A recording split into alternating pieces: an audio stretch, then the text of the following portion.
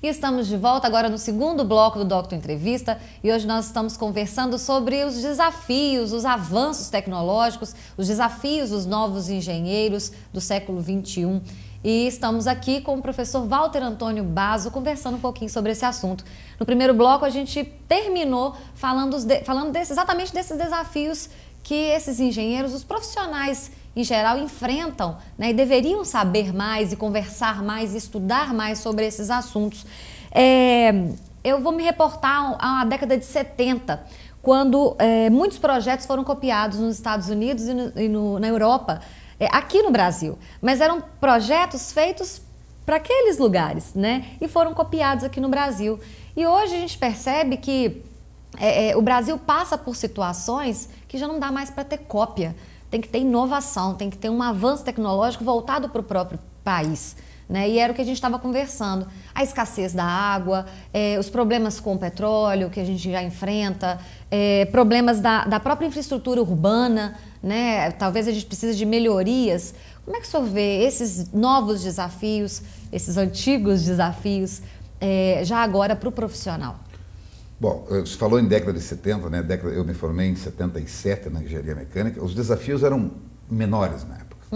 Indubitavelmente existia uma equação mais fácil de ser resolvida. Era a questão do custo-benefício. Você fazer um projeto, ele beneficia principalmente a questão econômica, o resto está feito. E não é tão... Porque quando se fala na questão brasileira, eu me reporto à questão tecnológica hoje em dia, é para o mundo todo. Obviamente aqui a coisa é um pouco mais incipiente porque nós estamos em pleno desenvolvimento com mazelas sociais absurdas, né, que não vem desse último governo, do outro governo, é uma coisa secular já, né? Então nós temos que tentar resolver primeiro as questões aqui. Agora, a questão é de ordem global, né? O globo terrestre é um volume de controle que nós temos que controlar conjuntamente. Existe inclusive até teorias de dizer o seguinte: olha, tem que acabar com essa coisa de países, ou se faz uma questão global, ou daqui a pouco a mazela de um vai ser a mazela do outro. Veja o que está acontecendo, por exemplo, hoje na África, com a questão do ebola, né? Não é uma questão da África. Claro. E veja, eu não estou... Ou seja, se tivesse um avanço tecnológico na saúde, a gente resolveria o problema global. Mas sem dúvida nenhuma. Mas isso também não dá dividendos ao poder hegemônico. O poder hegemônico não está muito procurado, e o poder hegemônico é muito restrito. Então, claro que eu não vou querer fazer aqui teoria da conspiração, que tem alguém que está... Não, é uma civilização que precisa ser repensada. E aqui no Brasil, principalmente. Então, esses projetos faraônicos que nós tivemos e que sempre deram na água, custaram imensas questões monetárias, econômicas, etc., tal, que refletiu, por exemplo, no desenvolvimento da educação nesse país. E quando eu falo em educação, e você disse, os engenheiros precisam saber mais. Não são os engenheiros. A população precisa ser mais alfabetizada, científica e tecnologicamente falando. Por exemplo, você como jornalista, o professor de português, o professor de física, eles precisam saber o que está acontecendo no mundo, até por uma questão cognitiva, né? As crianças, as pessoas aprendem aquilo que lhe é importante, né? Se você fica com aquela coisa etérea, não sei do que eu estou falando, quando você não sabe onde você vai aplicar, a tendência é não dar muita importância para isso, entende? Então o que tem que acontecer hoje, por exemplo, principalmente no Brasil?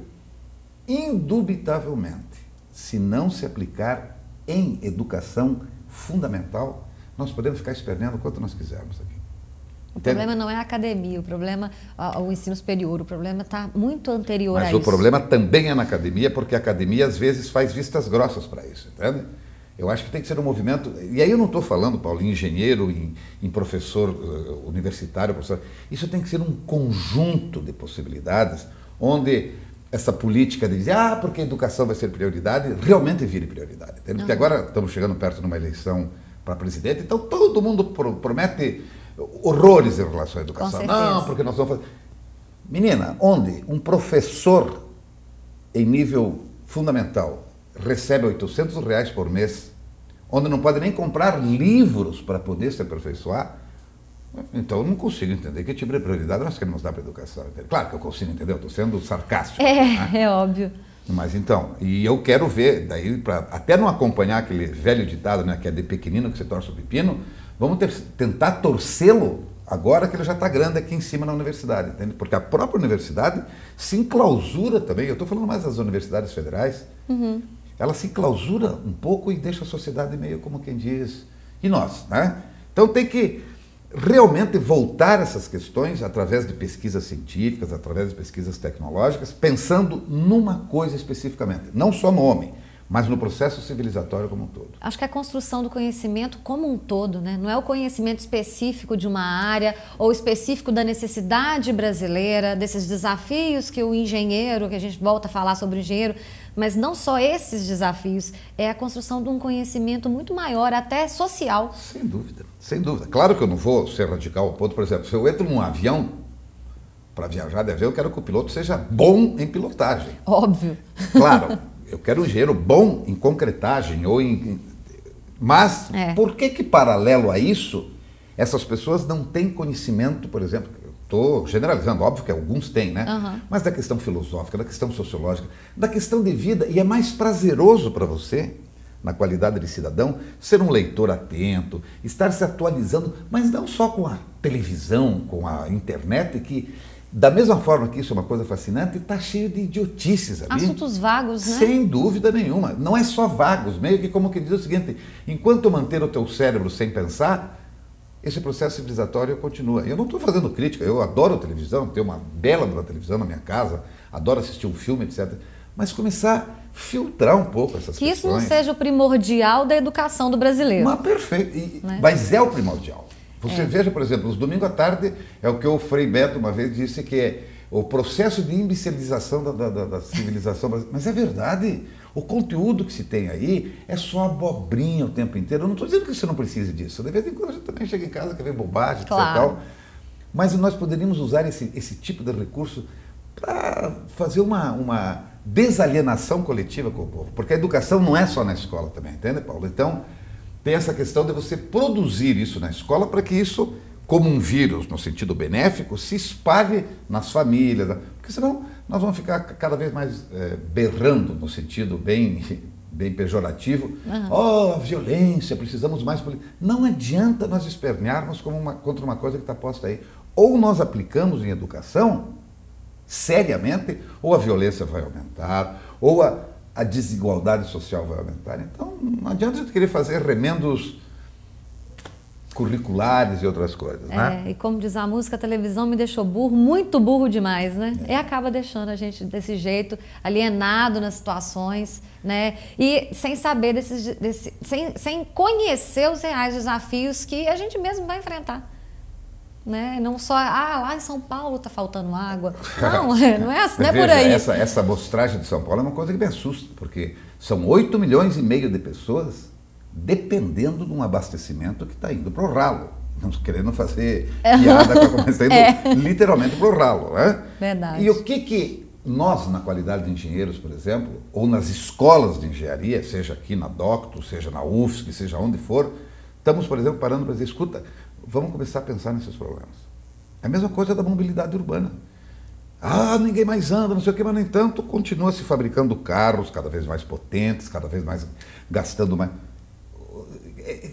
Claro que é difícil, um problema extremamente complexo, mas ser humano, ou ser um cidadão, é complexo. E se torna cada vez pior se não houver uma intervenção imediata. Sem dúvida. Aí vem aquela questão de falar em, por exemplo, desenvolvimento sustentável. Eu não acredito em desenvolvimento sustentável com esse tipo de comportamento social que nós temos. Com esse consumo exacerbado, vai chegar uma hora e vai dizer o seguinte, acabou. Até porque desenvolvimento sustentável é uma palavra tão grande, tão distante da nossa realidade de, às vezes, fechar o chuveiro, de escovar o dente com uma torneira fechada. Talvez eu pudesse chamar de desenvolvimento. De ações mais simples. E de chamar também de desenvolvimento racional, ou tentando segurar um pouco o que está muito desenfreado, entende?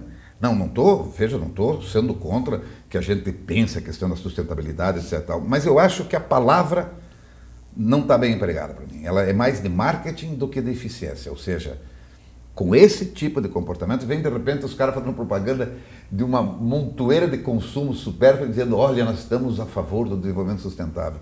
E ao mesmo tempo, você vai parar... É complicado, né? Contraditório demais. Você vai dizer que você não gosta de chegar e ver um novo produto.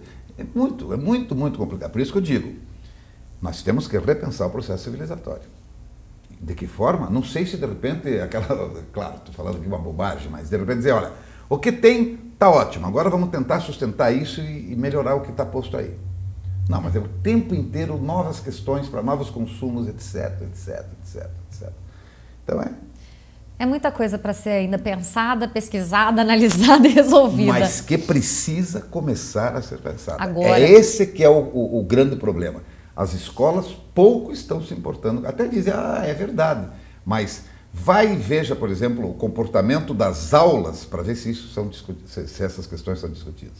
Raramente. Com certeza, e é como educar que a gente vai conversar no terceiro bloco. Tudo bem. Então, por favor, continue com a gente. No terceiro bloco nós vamos conversar um pouquinho mais sobre esse assunto tão intrigante com o professor Walter Antônio Basso.